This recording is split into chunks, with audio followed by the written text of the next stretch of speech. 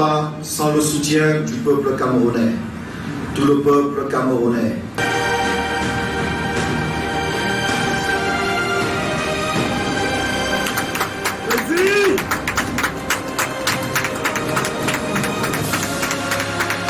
Les larmes de Samuel Eto'o le 11 décembre 2021, juste après son élection à la tête de la Fédération camerounaise de football, peut être un signal de fin de paix à Tinga et le début d'une crise sans issue.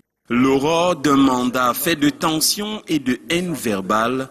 18 mois plus tard, la rupture est profonde, les poches de résistance de plus en plus tendues.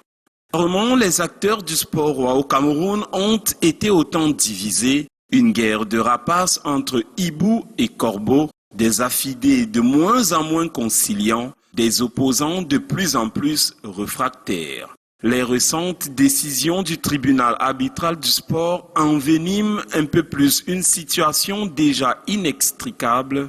Comment envisager désormais un comité exécutif de la FECAFOOT avec dans la salle un Guibaï Gatama banni un an plus tôt?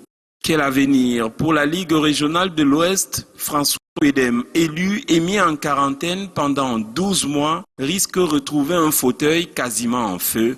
Quel scénario pour le championnat professionnel? Une panthère à réintégrer après une saison blanche et sèche. Les relégués et les sanctionnés du bail écoulé vont certainement sortir du bois. Quel avenir entre le patron de Tinga et celui de la Ligue de football professionnel du Cameroun? Pierre Semengue, écarté quelques mois seulement avant sa fin de mandat, va-t-il reprendre les rênes d'une institution devenue un caillou dans la botte de la FECAFOOT?